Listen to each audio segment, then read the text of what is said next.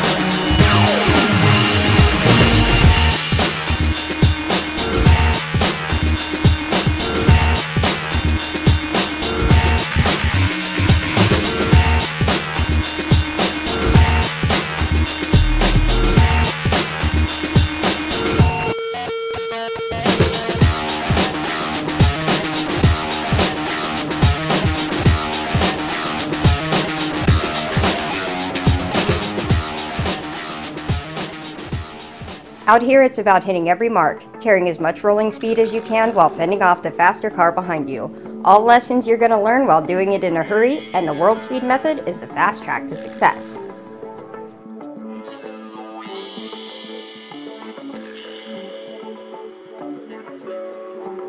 We're at Sonoma Raceway with the home field advantage headed into this weekend of the Open Wheel Series finales for both the starters and the pros. Starters can race on tracks of their dreams like Sonoma and Laguna Seca during the Formula Pro USA Series. The fastest will find themselves at major events like IndyCar Finals or Formula 1. Lead visionary Brent Morgan of Exclusive Motorworks created this spec racing series powered by a Honda 4-cylinder and a lightweight chassis with budget and beginners in mind. For the newer viewers who are just joining the series, meet Kyle Loh, race car driver, player of video games, clever joke crafter. Green flag, that means stop. The gas is on the left, the brakes on the right. And someone that we're really glad we've gotten to know. So, I come from a city called San Jose. I started go-karting outdoors 3 years ago at Sonoma Raceway. And I pitted with a team called Cambrian International Academy, and they've just coached me and nurtured me, and now I'm here. So the race car I drive is a Formula 4. It's they call it the Ligier chassis. It's very easy to drive. It's ideally the first level from go-karts that you move up to. We use these go-karts and these F4 cars to build up our foundation to develop ourselves as potential professional race car drivers. Yeah, I started outdoor karting here pretty much 3 or 4 years ago. My first season was in 2015 in the senior road tax, when road tax was still a series here. Yeah, I just went up from there, moved up a level every year. 2015 was my first year of club level karting. The next year, 2016, my first taste of national level karting with Challenge of the Americas and the Grand Nationals up at Sonoma Raceway. Really started to pick up the pace there. Then 2017 was my first time racing in the shifter kart series. First time racing in SCUSA as well. Yeah, now we have this year, 2018, racing in Formula 4 and also doing shifter kart racing on top of that. It was a fun year. This is my very first season in F4. I've been racing the F4 since January with Formula Pro USA's Winter Series. Thankfully, I was able to take the title for the Winter Series this year. That's when we finally got things kicking. We started developing my skill with the cars, and yeah, well, I'm really happy with the progress we're making. Simon_M22 asks, how were you introduced into motor racing? How was I introduced? Well, when I moved up to the Bay Area in 2013, the high school that I got enrolled in was called Cambrian Academy, and the headmaster is a very big NASCAR fan. So because he's a headmaster, he could do whatever he wants with PE. So he added go-kart racing to PE. Every Tuesday and Thursday, the team would just go to LeMans Karting in Fremont, California, and just get laps in. So Kyle, he got his start here. You know, he was a Cambrian Academy student. Cambrian Academy is a fantastic school, but they don't have a playground. So their PE is either, you could choose either golf or karting. He chose karting. He got really good at it. Now he's an F4. But his real background is here. So my name is Rick Gahn. I'm the owner operator of LeMans Karting. We have 3 LeMans Kartings. This is the original LeMans Karting here in Fremont. We find a lot of our customers do track their cars, and what we find is, what I personally find is, when I do a lot of indoor karting, I'm actually a little bit better in my car on the outdoor track. It's just seat time. So I believe that LeMans Karting is special, you know, for a couple of reasons. One is LeMans Karting is the longest running indoor karting track in Northern California. And one of the things we never veered away from is this concept of neighborhood racetrack, true wheel-to-wheel racing affordably, you know, just real convenient. So right now, to get that kind of feeling, you have to have a race car, you have to have a club car, join a car club. You could get exactly the same feeling over here. We run gas carts on purpose because gas carts, you know, they give you the sound, the vibration, it revs, it behaves like a gas car. We will run 2.5-hour enduros solidly, or 6-hour enduros. You could do that with gas. The other thing we do over here that makes it a little bit more unique is we have this thing called Mega Track. If you look over my shoulder over there, we've got the only indoor-outdoor track in the whole state. So we run indoor on cement, go outdoor on asphalt, and you're at high speed, outdoor, downhill, off camber, uphill, on camber turn, S-turn, back into the building. It's a lot of fun. One of the things that can tell you straight away whether or not a track is a true driver's track or not is how quickly does it take for you to actually get your fastest lap. This is absolutely the lowest cost option for getting wheel-to-wheel racing experience in. And it's pertinent to all levels of road race. It really is. We usually look at karting as something we do for fun. Sure, LeMans hosts plenty of birthdays and corporate events for the startups of Silicon Valley, but it's also where serious karters go to race. And if you ask Kyle?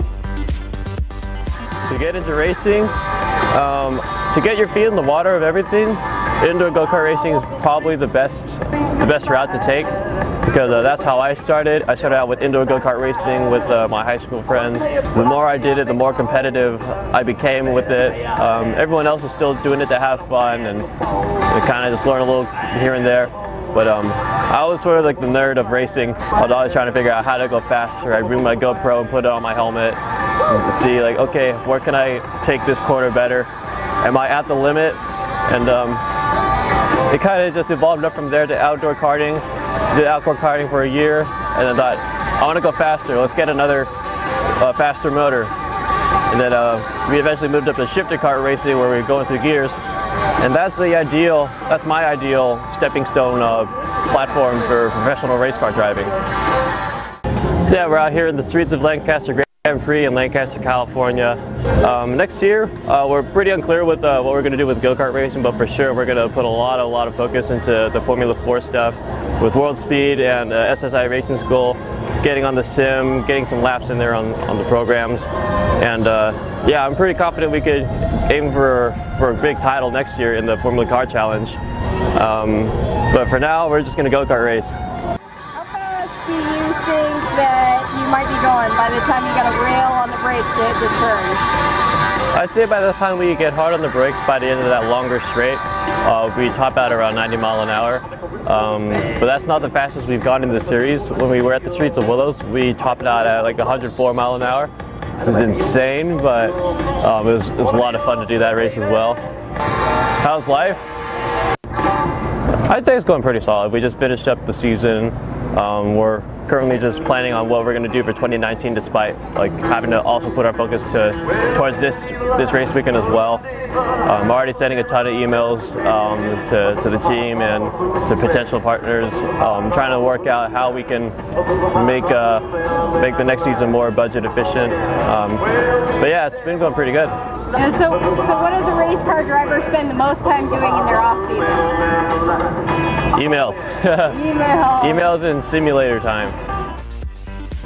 They are very detail-oriented in terms of laser scanning all of the racetracks so that every millimeter of bumps and undulations are all recorded onto a digital platform and then converted, and as well as the artwork that's around, trees, which is also important. You have all these points of references that are necessary if you're going to be driving on the real track. Laguna Seca's corkscrew, for instance, the tree needs to be in the right place. A lot of people aim for the tree. In addition to laser scanning all of the race cars that they have available, all the way down to the bolts. So, I mean, when they put it back together in a digital platform, it's as accurate as possible when you go to make adjustments to the suspension, tire pressure, ride height, all those fun things. It's going to measure it accurately so that it translates. You make an adjustment, changes the handling characteristics of the car. We strive for combining simulation training with go-kart training, and everything is revolved around cost. We wanted to find an alternative cost for anyone who is interested in progressing their career or starting a career, because I grew up with video games where it was pretty limited. You know, the physics and the feedback and all of that was not quite realistic enough. But I was pleasantly surprised to find that technology had advanced 20 years later where it was possible to do that. So a lot of psychological things that go on in your head when you're on the simulator. It's really cool that you get to apply the techniques and the ideas from the simulator directly into the race car. Simulators are really interesting because you can have access to all these real-life tracks. At the same time, you also have access to these pretty realistic car physics. What the simulator training does for you is it helps teach you these different techniques that you can do with your braking and with your throttle and steering input. If you want to learn more about simulators and SSI Racing School, check out episode 2 of our series.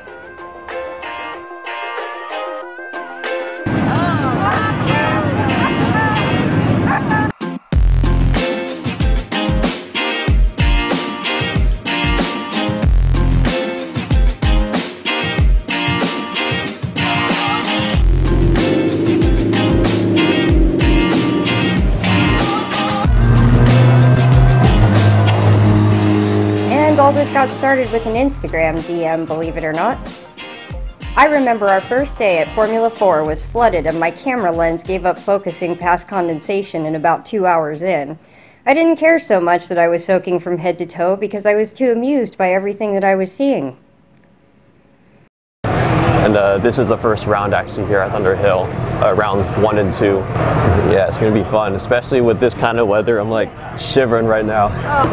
So it's actually not so different from karting as I thought it would be. This is actually my very first time driving a race car in wet conditions. I've driven a go-kart in wet conditions before, but this is still a whole new learning experience for me because I don't know where the car is going to go yet. That's the goal for today, to just get myself comfortable with how the car handles in wet conditions.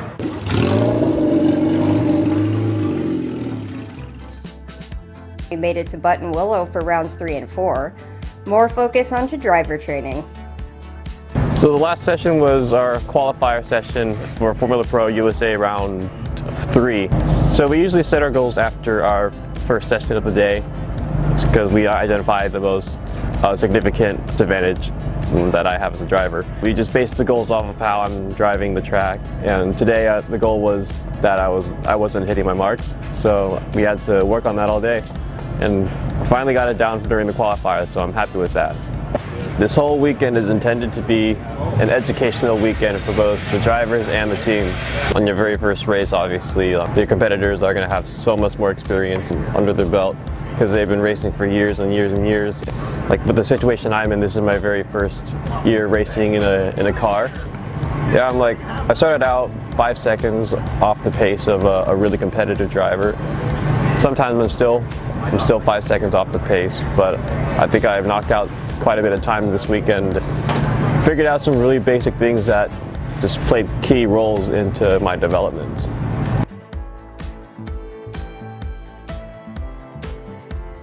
We couldn't make it for Portland, but we picked back up for Sonoma rounds 7 and 8, where Kyle's work was accumulating into putting down the fastest times in his league.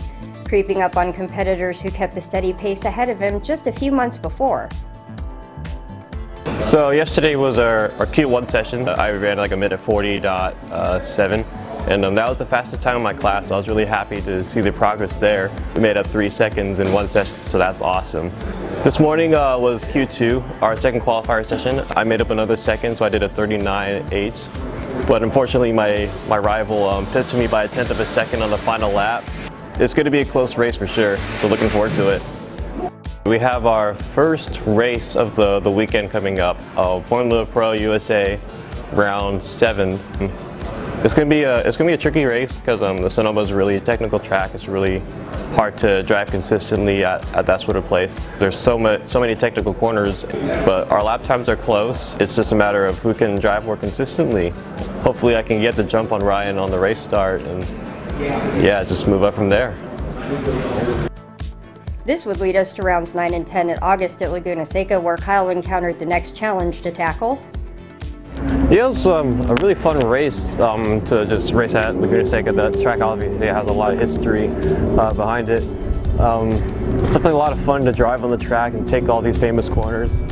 Really test the limits, but at the same time it was a tad bit frustrating because there was over 40 cars in that field, and half of them were slower than my car, which is nice. But whoops, it kind of interfered with my race against my competitors. But the whole purpose behind that race is still to learn and develop myself as a driver. So. These test days, what is this like? What's the purpose of a test day? A lot of people look at test days to prepare themselves for race weekends. The way I look at it is it sort of feels just like going to school, because the reason I go to test days is to educate myself and teach myself driving techniques to make the car go faster. How do you prepare for a race like this? What happens in the days to weeks before? A lot of the preparation for me personally like comes on the day of the race, or it could be like the minute before the race. Like it's sort of like just kind of escapes my mind a little bit, and then the next thing you know, oh, I have to race tomorrow. I'm pretty excited about it for the most part. I always enjoy getting in the car and putting laps in, learning along the way, and then usually I finally get myself like into that focus mode, like as we're going on the out lap, getting myself familiar with the sensations, and yeah, just visualizing what my inputs are for the race start, just to make it out in one piece. How to prep for race day? Helmet and gloves? Check. Backup from a legendary race team? Check. Why is World Speed legendary? How about any of the big names that trained in this program, like Memo Rojas or Lynn St. James, or even celebrities like Bucky Lasik?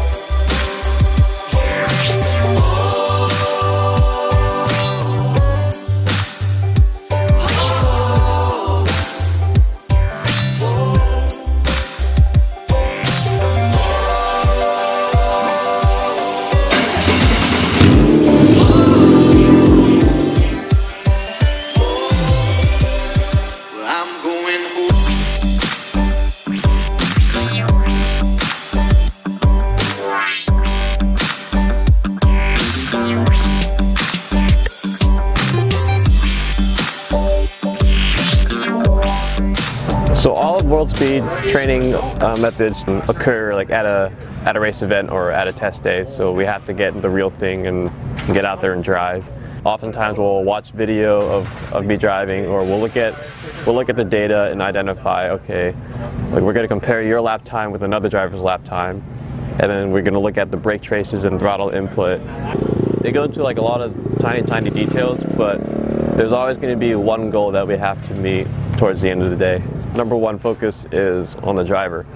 They look at the drivers, like where their hands are doing and where they're looking, and they listen to the car when it brakes and when it applies throttle again, because we can't get a camera of our feet. But what a lot of the coaches do is they observe what the driver's inputs are, and then they observe how the car is responding to these inputs. The team travels all over the place. It's what you expect race car life might be like, seeing the sights and saving the day in series such as Pro Formula Mazda, F2000, Champ Car Atlantic, and Porsche GT3 Cup. These are your go-to guys when you wreck your race car and you need it the next day.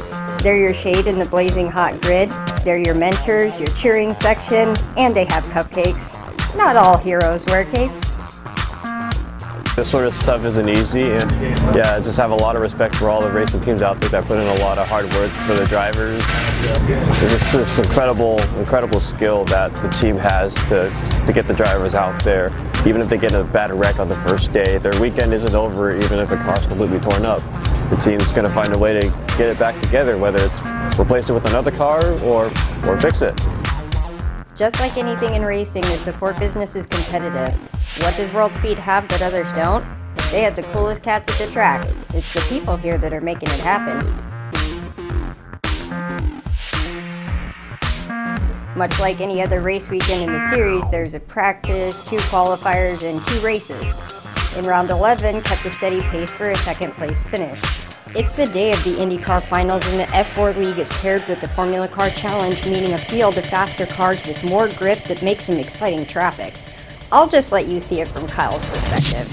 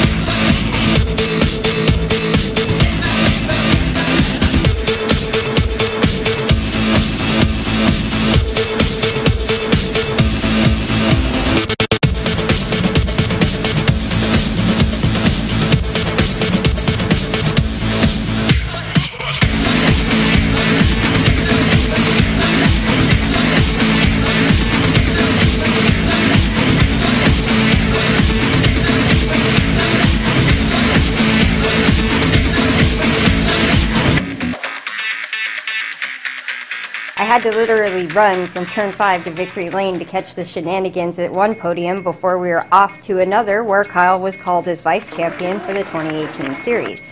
I can assuredly say this is a day I'll remember for the rest of my life. We won't forget anything about this season with Formula Pro USA. We look forward to many more days at the track with Kyle Loh and the whole World Speed team. It's a place you'll want to be. Are you thinking about visiting your local go-kart track yet? We hope we'll be seeing you soon in Formula 4.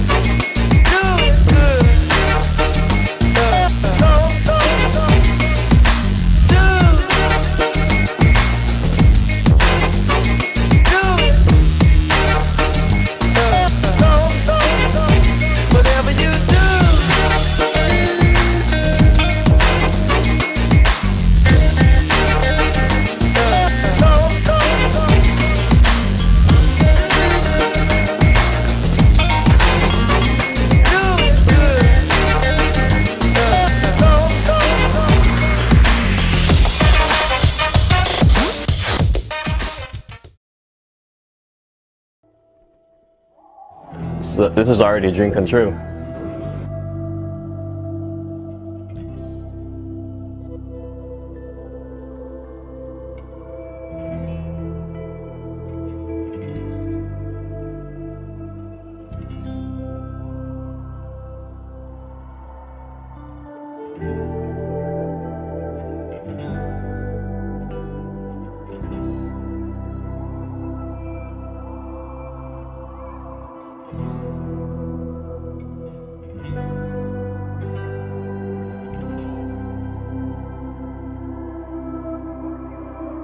Setbacks in the Winter Series came at the price of losing training time behind the wheel. Kyle's already made amazing strides in his first year, but it takes a whole team. It takes the training of people like Jason at SSI Racing, the expertise of World Speed engineers, support from family and fans like the TREADLYFE Network. If you've been following our series, then you know how much you need your whole team. And you can be a part of the team too by engaging with Kyle on his social media channels. The links will be down in the description. Now that the car is back together, we really need help making up for all the lost practice time behind the wheel. You can help support Kyle's career by visiting the bit.ly/GoFundKyleLoh link.